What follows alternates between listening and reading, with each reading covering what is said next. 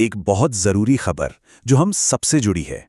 साल 2026 के लिए क्या हम तैयार हैं? क्योंकि गाड़ी की टंकी फुल करवाने का खर्च शायद हमारी सोच से कहीं कहीं ज़्यादा होने वाला है। जी हाँ, आज बात करेंगे पेट्रोल की कीमतों के उस बड़े झटके की जिसका अंदाज़ा लगाया जा रहा है। सवाल बिल्कुल सीधा सा है, लेकिन इसका जवाब हम सबकी जेब पर भारी पड़ने वाला है। सोचने वाली बात है कि 2026 में कार चलाना आखिर कितना महंगा पड़ेगा? क्या हमारा मंथली बजट इस बोझ को उठा पाएगा?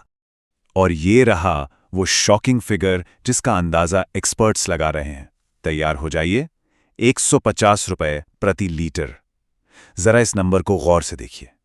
हाँ, आपने सही सुना, पेट्रोल की कीमत इस लेवल तक पहुंच सकती है।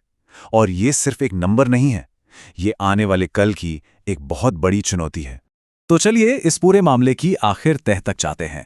शुरू करते हैं 2026 पेट्रोल का नया दाम से। ये वो नई सच्चाई हो सकती है जिसका सामना हम सबको करना पड़ सकता है। लेकिन आखिर इतना बड़ा हाइक, इतना बड़ा उछाल, इसकी वजह क्या है? सवाल तो ये उठता है। और सुनिए, इसकी कहानी सिर्फ लोकल नहीं है, इसके तार पूरी दुनिया से जुड़े हुए हैं। अब हम समझेंगे ग्लोबल मार्केट का खेल।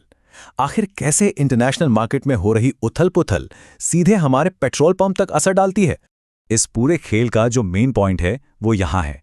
ये चार्ट देखिए, साफ दिख रहा है कि कैसे इंटरनेशनल मार्केट में क्रूड ऑयल यानी कच्चे तेल का दाम 2026 तक आसमान छूने का अनुमान है।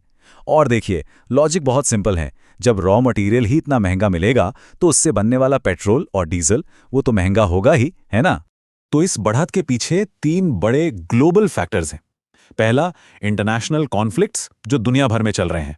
दूसरा, सप्लाई चेन डिसरप्शंस, मतलब तेल को एक जगह से दूसरी जगह पहुंचाना ही मुश्किल और महंगा हो गया है। और तीसरा, शिफ्टिंग ग्लोबल डिमांड, तेल की मांग भी बदल रही है।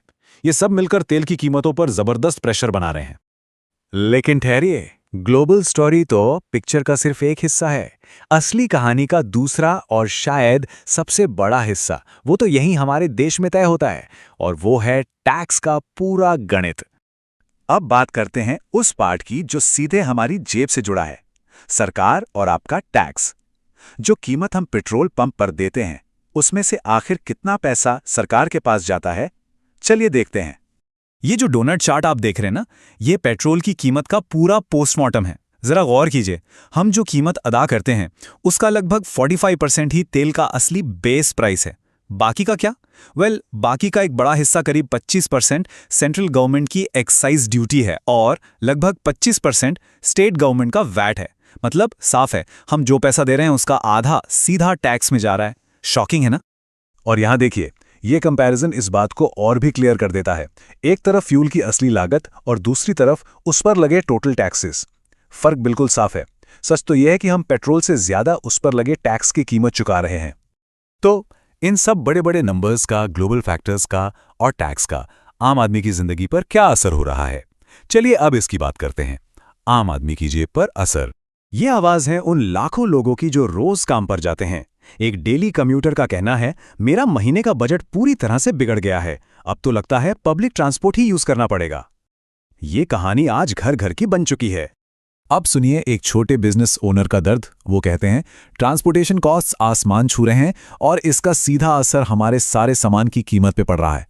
इसका मतलब समझिए, डीजल महंगा तो ट्रक्स का भाड़ा महंगा, और इसका मतलब सब्जियां महंगी, अनाज महंगा, रोजमर्रा का हर सामान महंगा। और आखिर में एक परिवार की चिंता।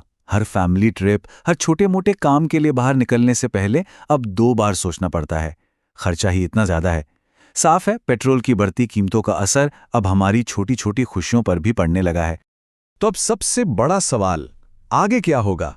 क्या हमेशा इन बढ़ती कीमतों के बोझ तले ही दबना पड़ेगा या फिर कोई रास्ता निकलेगा? तो फ्यूचर में क्या हो सकता है? एक्सपर्ट्स 3 पॉसिबिलिटीज बताते हैं। पहला, ऑल्टरनेटिव फ्यूल्स जैसे इलेक्ट्रिक व्हीकल्स और एथेनॉल पर और भी ज्यादा जोर दिया जाएगा।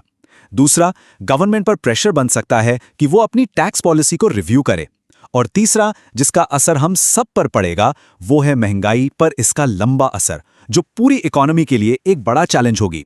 तो एक बात तो साफ लग रही है, सस्ते पेट्रोल का दौर शायद अब खत्म होने की कगार पर है। और ये हम सबके सामने एक बहुत बड़ा सवाल खड़ा करता है, इस नई रियलिटी का, इस बढ़ते बोझ का जवाब क्या सिर्फ इलेक्ट्रिक व्हीकल्स हैं या कोई और रास्ता भी है? इस पर सोचना बहुत जरूरी है।